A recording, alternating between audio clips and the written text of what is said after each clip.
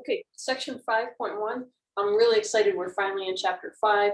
We're going to get to learn the simplex algorithm, which has gotten the title in many different ways, won some awards formally and informally as one of the greatest algorithms of the last century. So again, developed in the 1950s. George Danzig was I think he was working as a postdoc at the time in one of the government labs. And it was, again, trying to figure out got the name operations research because it was movement of military supplies, military operations in the most efficient manner. And he came up with a simplex algorithm that would solve linear programs. And so we're going to come back to those again, and let's just review a few things about them. So we're trying to minimize or maximize. F is a function and it's linear. We can write it as C transpose X. It's a dot product. And then our constraints are linear and we have to have continuous variables, right? Sometimes we had examples where we had binary ones or integer variables, but if you don't relax them, you know, like the example we talked about, a binary one, they're 0 and 1, but you relax them to range between 0 and 1, take on any fraction inclusive of 0 and 1, then it's not linear, right? So it has to have this. In that case, every local extrema is what? It's actually a global. That's the best news, right? If you're linear all over the place and continuous variables, you're in the best, that's the most tractable case. And that means algorithm 3A, our improving search algorithm, works great. All right, so I want to over here draw some feasible regions that are linear constraints over here. So I want you to draw a 2D and a 3D. And I'm going to do the same thing. So pause the video and I want you to draw the graphical region. Just make one up, or you could go to your book and pick a 2D one and practice actually drawing. I want to see the feasible region and the contours for an LP. Okay, one in 2D, one in 3D, and we'll meet in a bit. Okay, I've got a couple 2D and a couple 3D.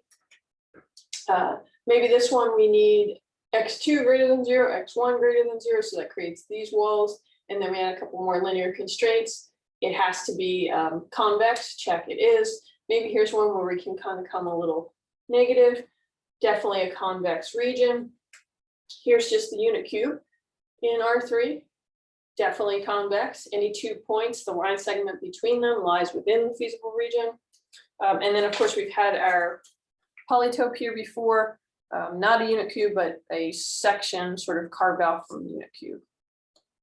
Definitely convex. Okay, now what we need to add are the linear, so we've satisfied these two, and we need to add our linear objective. So it doesn't matter, let's just make some up. And we want to use red. Suppose this is a max, and this is the direction of improvement for this max. Actually, let me angle this a little differently for this first one. We'll go more like this. We'll see why in a minute.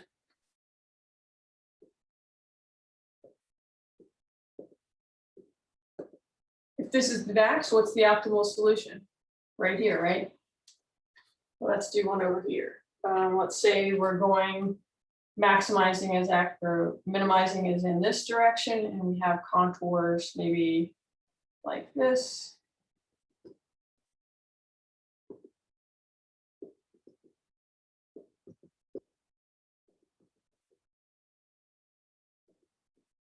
Looks like we're exactly on the edge.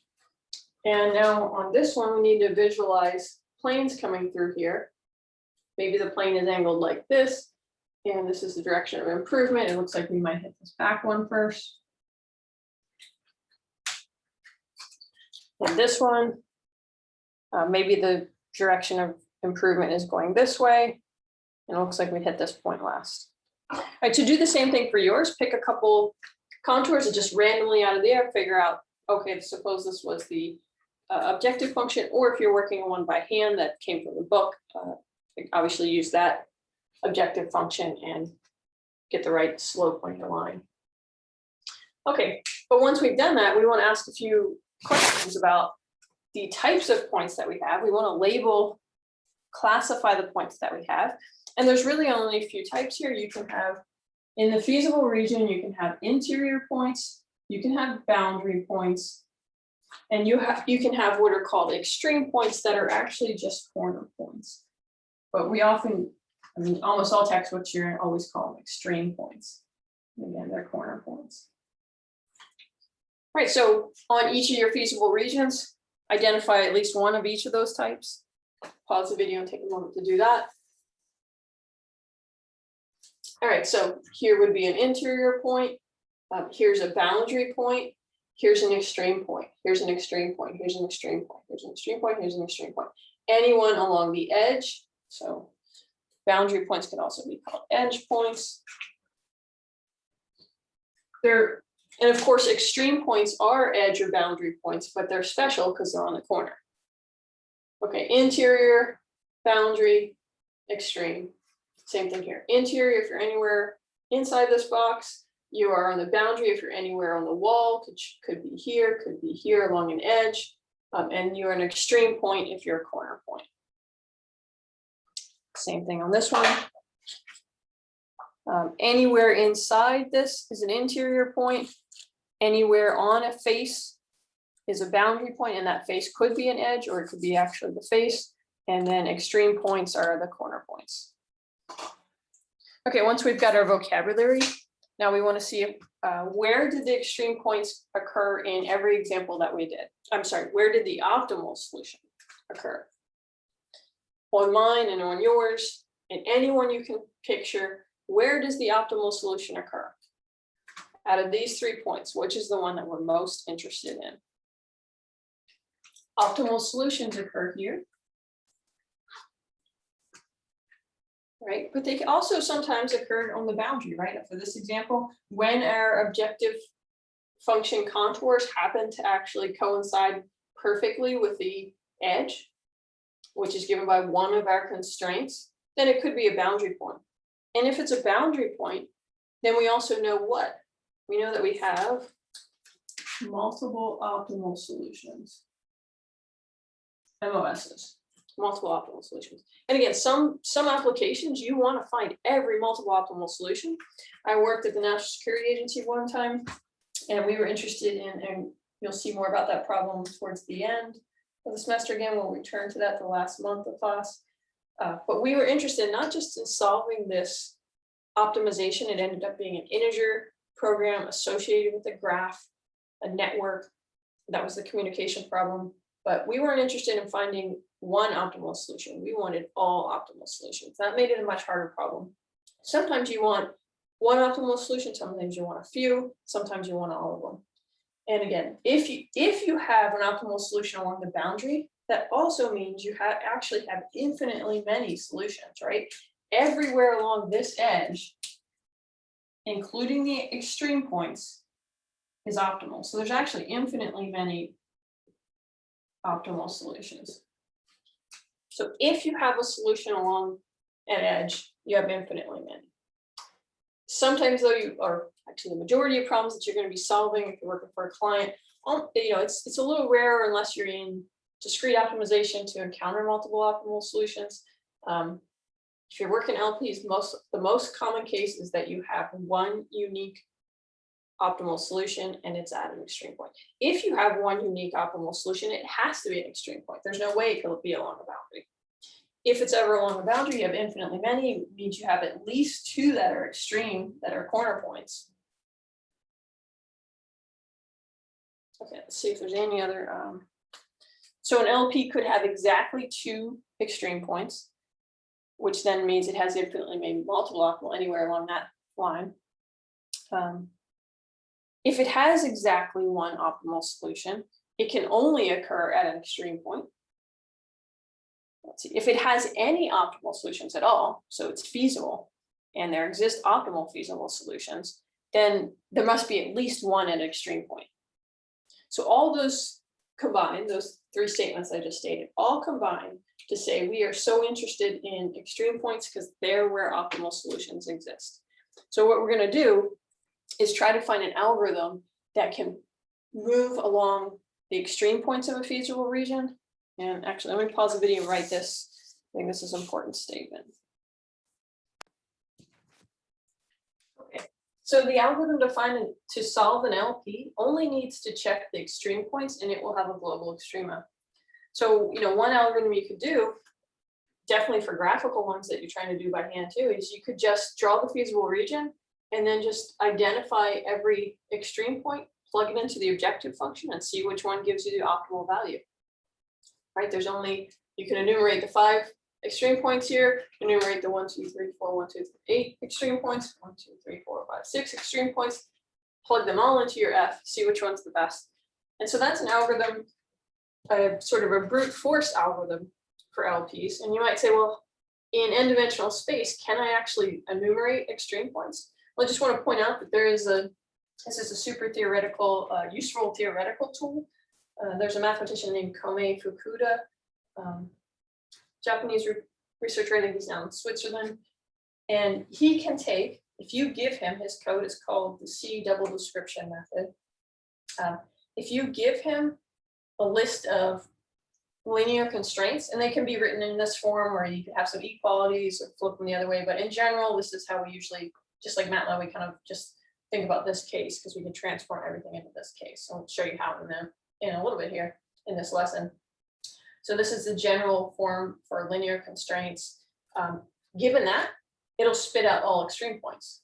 So if you were to give it x1 greater than 0, x2 greater than 0, whatever this is, x1 minus 1/2 x2, or whatever, plus or equal 4, whatever that constraint is, you give them a list of those and it'll spit out all those 5 extreme points. Or vice versa, you give him in point notation in 2-dimensional space for this problem, all 5 extreme points, and it'll spit out a set of the tightest set of linear constraints that define that, which is also a convex hull of those points. So give them a set of points, it's going to shrink wrap those points with linear equations or inequalities. Okay, let me erase the board. Okay, so the title of this section, Optimal LP Solutions in Standard Form, where we've handled the first point. Optimal LP solutions, what's the main conclusion? They occur at extreme points, which are corner points of the feasible region.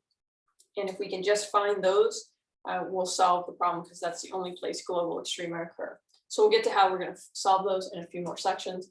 But let's do the second half of this, standard form. We want to put all of our LPs in the same form because then it's going to make it easier for our algorithm to start processing and easier for us. Well, this is how Danzig built the algorithm. He had to think about it this way.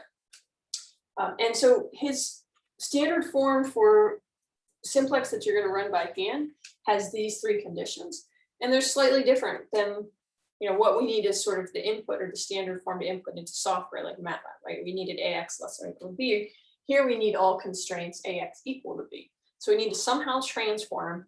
If it starts as an equality, no problem. If it starts as an inequality, we need to transform it into an equality. But that's easy to do. We'll see how. We need all variables greater than or equal to 0. They have to be continuous to be a linear program. So we know they're continuous, that's good. But sometimes you might have something like this one where, okay, you wanted this one less than 0, or you wanted this one less than 2 or something. So we need to make sure that they're always greater than or equal to 0. We'll have a transformation that does that.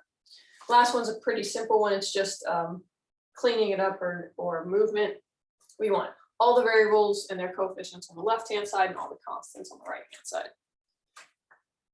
Okay, so let's start over here with this example. We're going to start with just the constraints. We know we'll do the same. We only need to do this last one for the objective function, right? We just need to clean it up, combine any like terms. So if it was like 2x1 and then later on there was a 3x1, push them into 1. So to do standard form, you almost always just focus on the constraints, right? These all apply to the constraints. So they only give us the constraint set for this, clearly an LP, continuous variables, linear constraints. They are, there's only 2 main constraints and they're both inequalities, so we need to transform those. The simple constraints are good. We're good there, and we're actually good on the setup. So really we're just focusing on this first one. We need to transform our inequalities into equalities. And you do that with things called slack or surplus variables, or in general, yet another type of artificial or auxiliary variable. And so the first one, we have something on the left-hand side is bigger than 9. So we need to turn it into an equality by subtracting something, because we're going to take out a non-negative value. So x4 is going to be non-negative, so you need to subtract something out. Now in the second main constraint, we have something on the left-hand side is less than 14, so we need to add something in. So we'll call that x5. So very similar to what we were doing with the two-phase and the big M. It should have that same feeling because it's the same idea, artificial variables. These are called slack or surplus. Let's see, this would be a slack. We had some slack in the second one. We had some excess, or so that made a surplus. Some books use that language, but it's not really that important. All right, so pretty easy to do that. Why would you want to do that? Like, seems like you've maybe complicated the problem. You've added some more variables, but the way George Danzig invented this and is the magic of what makes it work. There's a ton of theory, hundreds of years built up about solving linear equations. Like, that's what you do in linear algebra. Remember all that Gaussian elimination, all those factorizations, those echelon forms. A lot less on how to handle these guys, but they're just, special cases of this. So it's like, let's transform it into something we know how to do well, that there's been history associated with this and hundreds of years of learning. Once they're here, and that was kind of his breakthrough, then he was able to relate it to the linear algebra and make an algorithm to solve it called simplex. Okay, let's move on to the next example. Same main constraints. So we already know how to transform that. The only part that's different is right here.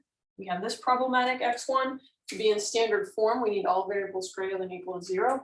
And this one, we just do a simple adjustment that I just want to point out, it's really bookkeeping. Like, we're not really making a new variable. We're kind of replacing the bad, or quote unquote bad variable with a new one and removing that one. So it's sort of bookkeeping is the way to think about it. Is we're going to introduce x6 is negative x1.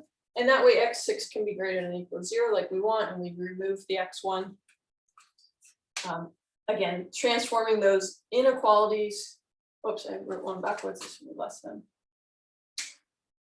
Is the same as before. So we this one will be a plus right here. Plus. So we subtract a surplus, add a slack, and those are good. But now we need to say, okay, well, x1 was our problem variable. It was less than or equal to 0.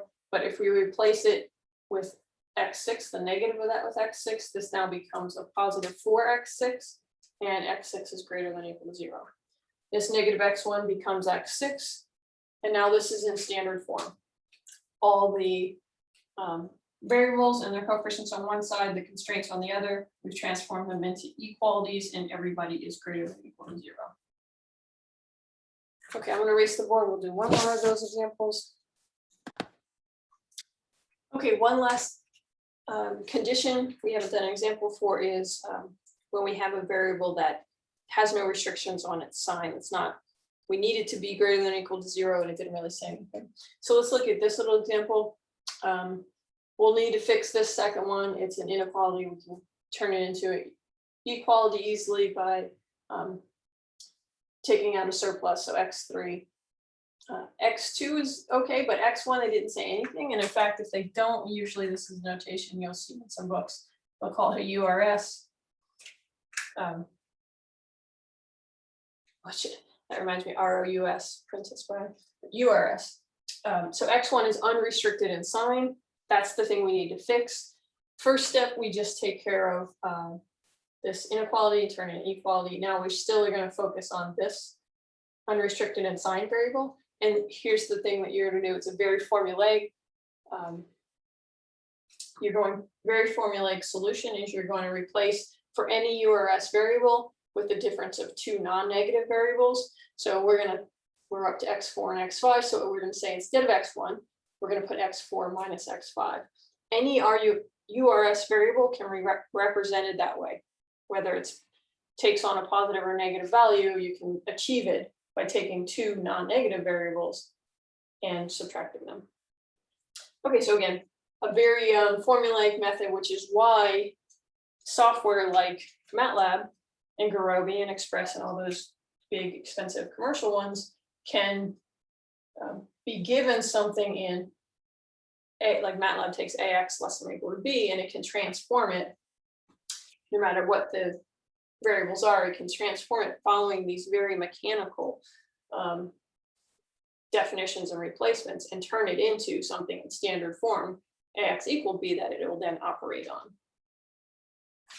Okay, and then just in matrix notation, just to remind ourselves, because this is the compact way that we're going to be talking about for the rest of the semester. X is an n by 1 vector. There are n decision variables. Therefore, there are n coefficients associated with those. So we put those in a vector C. A, there are m constraints. So that makes an m by n matrix. B is the right-hand sides. There are m constraints. So there are m. This is m by 1 vector. All the dimensions work out. And so here we go. We're minimizing or maximizing C transpose X, AX equal B, X greater than or equal to 0. That's the compact way of saying, here's a problem in standard form. We're ready for the simplex. All right, so that's section 5.1. Here's a few problems from that. And I think I may have forgotten to write the chapter 4 suggested problems. You've got plenty of practice with your group problems in that module, but if you want some more before the next exam, here's some to go over.